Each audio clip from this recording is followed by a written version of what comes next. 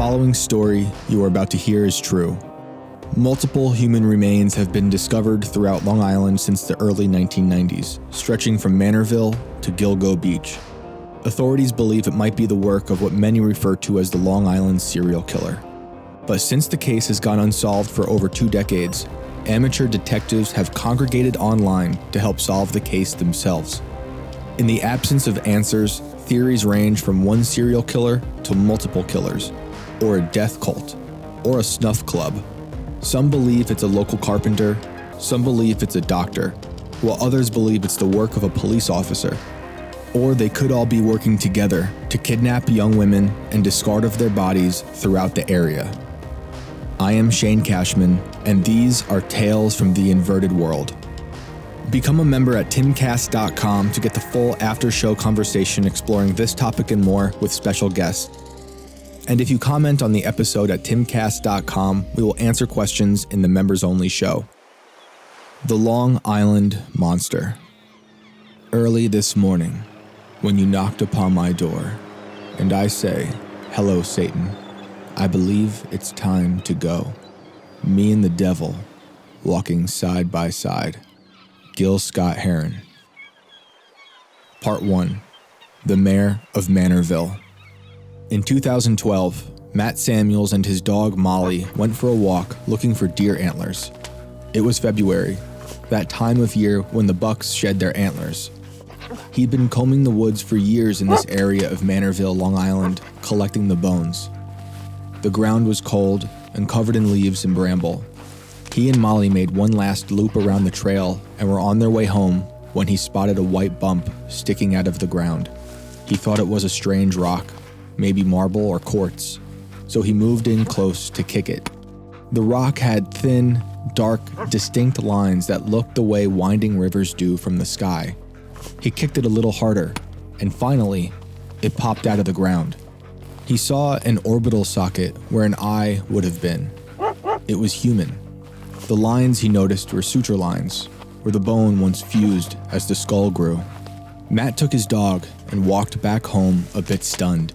He called his brother, a police sergeant in Freeport, who gave him the proper numbers to contact and report what he found in the woods. And then he called his cousin and his friend Mike. He told them he thought he found a dead body. In about half an hour, everybody met at Matt's house. It was night at that point, so they grabbed flashlights. It took a while to find the skull again, but eventually they found it in the dark, just off the trail, not far from the road where an occasional car might drive by every hour or so.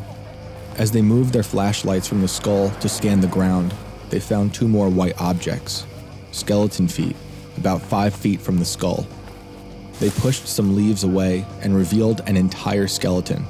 It had been wrapped in what looked like a bedsheet, black contractor bags, and duct tape.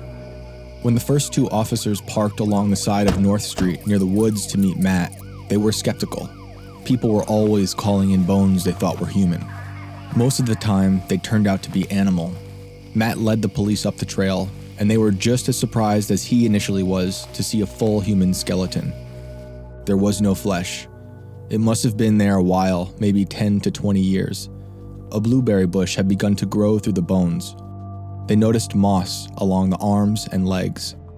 The skeleton appeared to have been placed on top of the ground without much effort to dig a hole or conceal it in any way, aside from the bedsheet and trash bags that had been weathered. The bones had sunken slightly into the ground over time. Seeing as how it was left directly off the trail for that long, countless people had probably walked right past it without so much as a glance. Did someone leave it there knowing someone else would eventually find it? Was that part of the urge?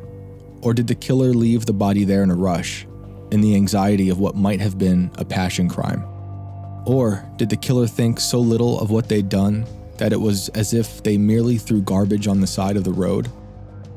Or was the body left there, easily accessible, so the killer could return as often as they'd like to view their trophy, the way arsonists might return to the fire? Suffolk County Police called in multiple crime scene vans. They parked along the narrow bend in the road, near where whoever dumped the body might have also parked at least a decade earlier. There is a small pull-off by the gate that leads up the trail, and the skeleton wasn't 150 feet from the road. just past a marsh and high cattails. Each of the men who encountered the skeleton that night were interviewed separately by the police. Matt said he's found a lot of strange things in those woods, from dildos to mannequins, but nothing, as far as he knew, that ever amounted to a crime scene. Authorities removed the skeleton and sent it for forensic analysis. Not much had been reported on it since, other than that it might be a male. Timcast filed 2 separate Freedom of Information Act requests, and both were rejected within 24 hours.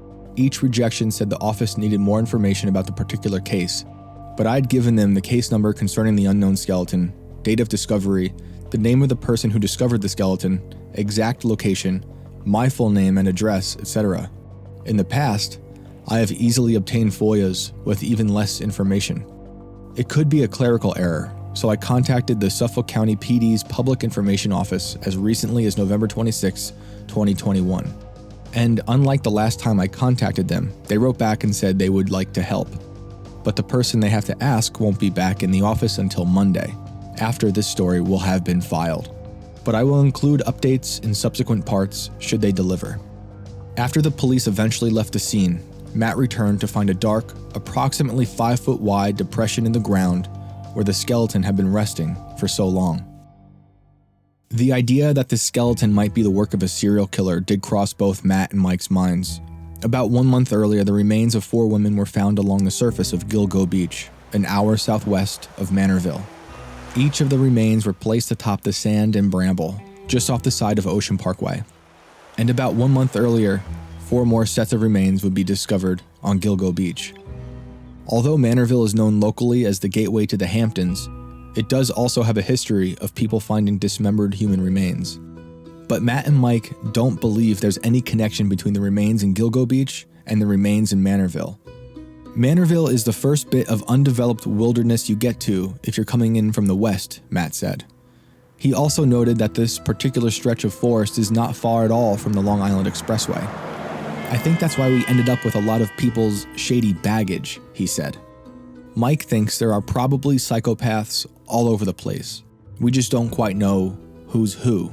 There is evil out there that assumes a human form. People capable of true wickedness, the unimaginable. Crimes so devastating that it's easier for some people to ignore them, rather than have to confront exactly how unhinged some humans can become. Both men also attribute many of the nightmarish murders that have happened throughout Long Island to the fact that it's a small strip of land with such a high population density. But Matt was unaware that the torso of a woman found in Manorville near the Long Island Expressway on July 26, 2003, would later match a pair of hands found in Gilgo Beach. He remembers hearing about the mutilated torso when it happened. He said it was about 2 or 3 miles to the east of where he found the skeleton. The torso would later be identified as Jessica Taylor, a 20-year-old sex worker whose hands would be found an hour away almost 10 years later. The remains were discovered posed on a woodpile off of Halsey Manor Road, about 8 minutes from the skeleton Matt found on North Street. After thinking about how the remains in Manorville were connected in some way to Gilgo Beach, Matt took a second to think about where he grew up. Lots of bad things do happen in Long Island, he said. Even on my road. In the past, we've had a few shady things. A mile east of me there was a large, probably like 100-acre farm that a Colombian drug lord bought. He built a little airstrip in the back and was smuggling cocaine in for a while. He got busted with like 20,000 kilos. And then, right across the street from me, a family with 2 kids. The husband was somehow involved with this plot to assassinate county executives. He stole radium from a lab and planned to break into the county executive's home and inject it into their toothpaste. In 2012, when Matt found the skeleton, a man by the name of John Bittrolf wouldn't become a suspect in the Long Island serial killer case for another 2 years. John Bittrolf also lived in Manorville. He was married with 2 children and worked as a carpenter. He lived in a white house with a white fence and a manicured lawn on a dead-end road. Bittrolf would later be convicted of the deaths of Rita Tangretti and Colin McNamee, both sex workers. Each one was beaten and strangled and found dead in nearby woods. Tangretti's remains were discovered on November 2, 1993. McNamee's remains were discovered on January 30, 1994. The murders had gone unsolved for 2 decades until Bitroff's brother, Timothy, violated an order of protection and had to submit a DNA sample. His DNA would then come up as a match to the DNA found on the murder victims. His was only a partial match, so the authorities would later investigate his relatives. Eventually, they'd stake out John's house, retrieve some of his trash, and find a perfect match on a cup they picked out of a garbage bag he placed on the street for the garbage men.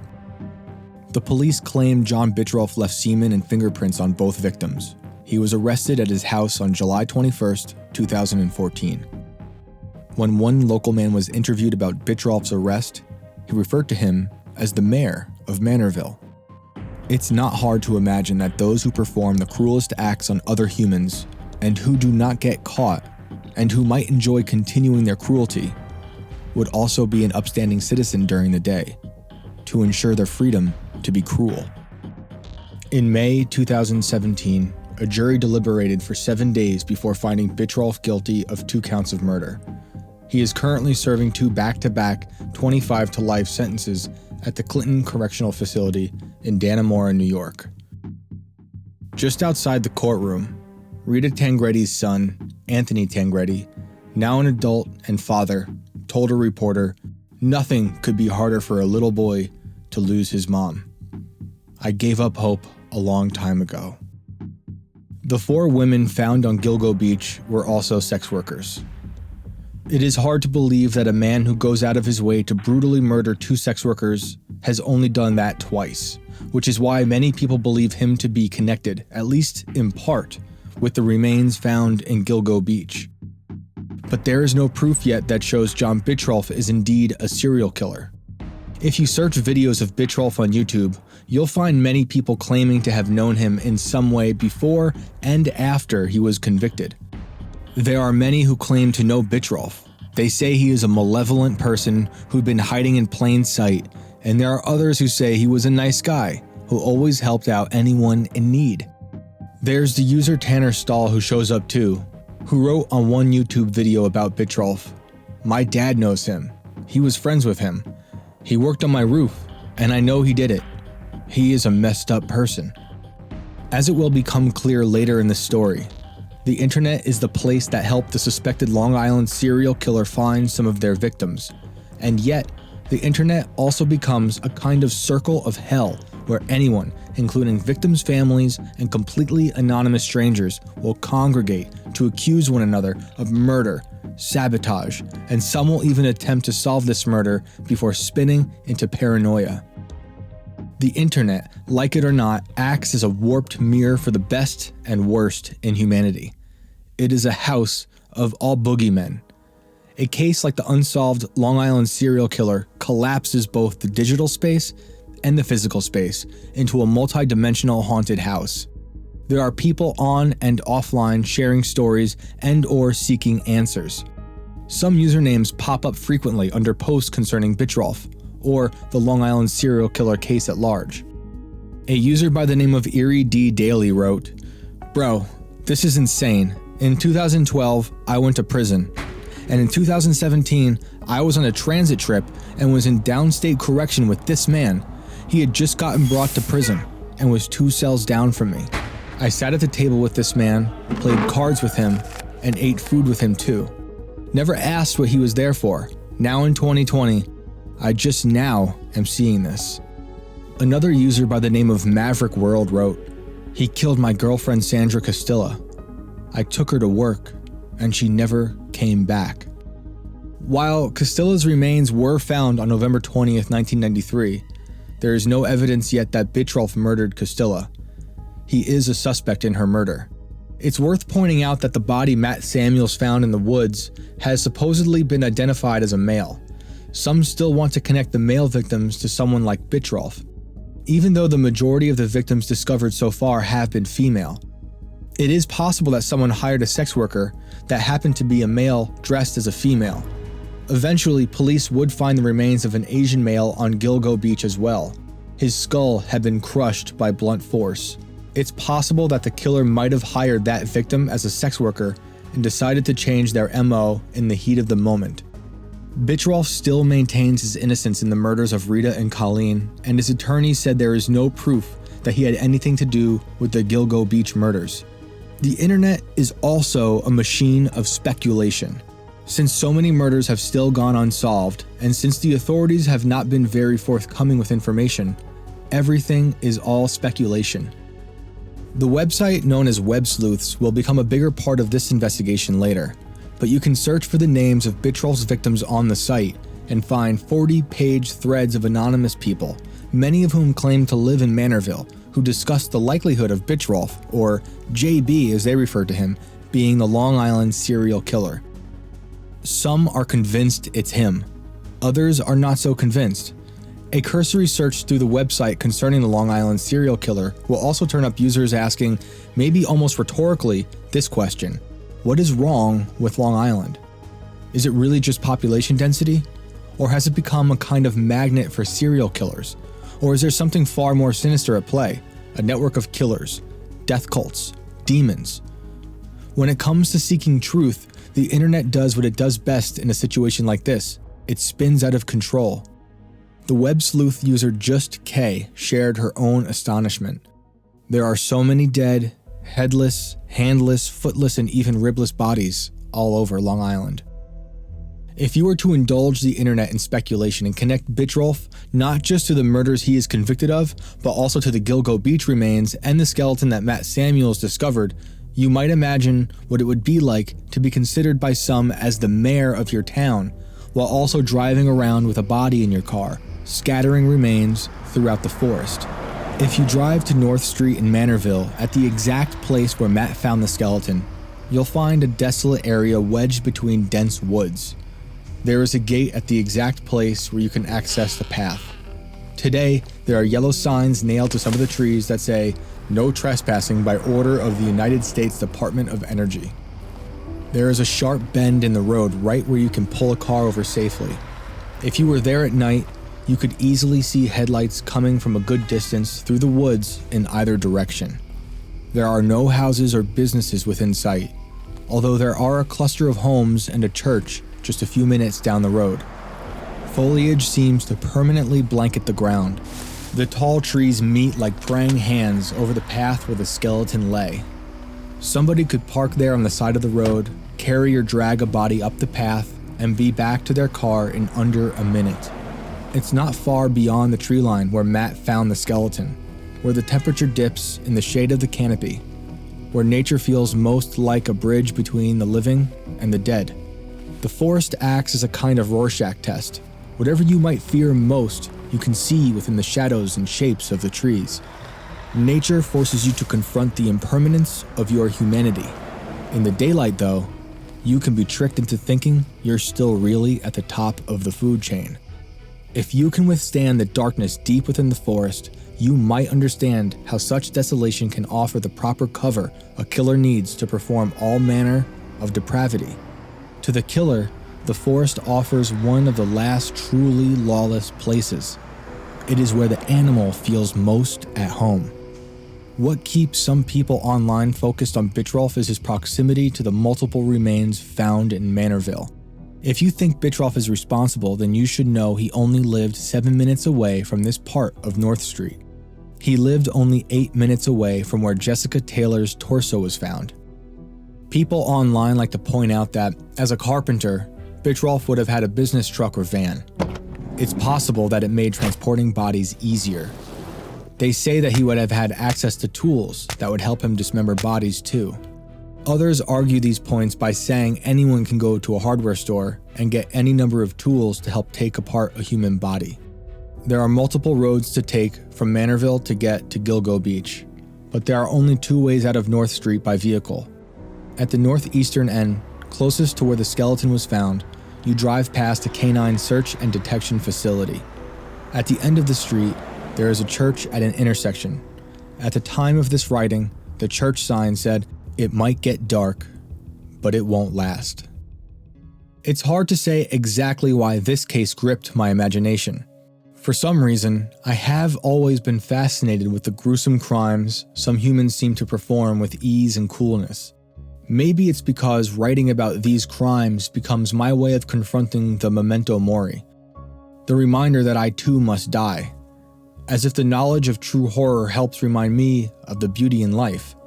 Perhaps this is a personal defect. Whatever the case may be, I have been following the Long Island murders closely for years. Some people seem so dislodged from reality that they appear possessed to us.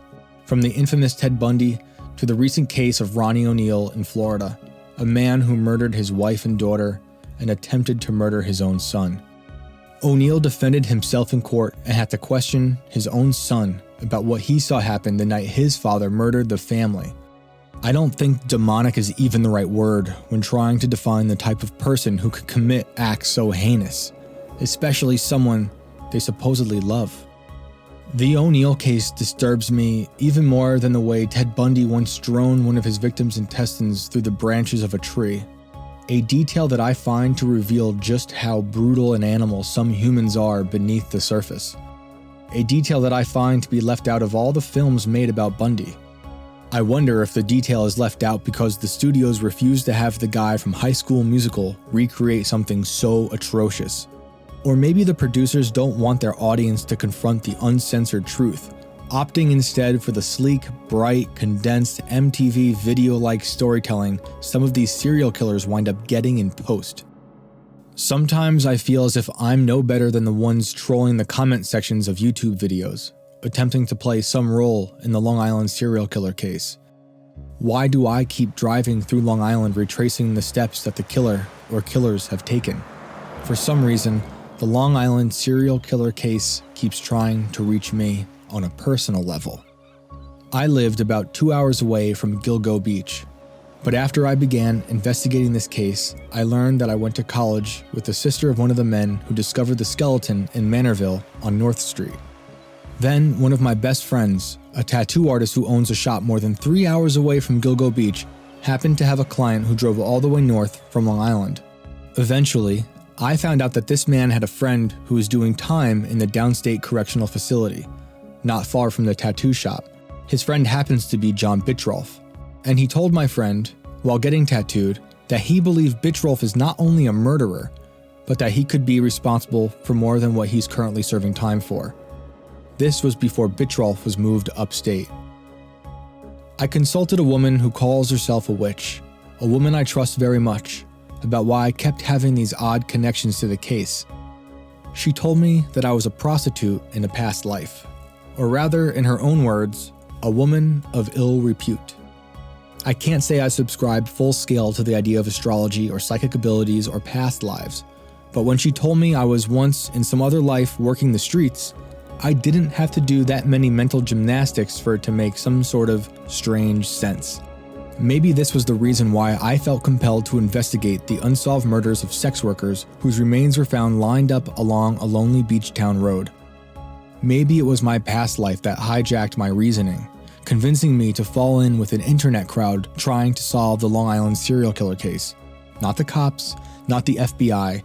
These were stay-at-home moms, taxi drivers, part-time psychics, people on bed rest, bankers, trolls, and haunted house employees who spent years turning the internet inside out, looking for anything the authorities had yet to find. Anything that could lead to the capture of the Long Island serial killer. A killer who's supposedly been operating undetected for at least 20 years. Part 2 of The Long Island Monster will continue next week. Thank you for listening to Tales from the Inverted World. You can find us on Instagram and Twitter at Inverted Tales, and on Facebook at Tales from the Inverted World. To gain access to our members-only podcast, please subscribe at timcast.com.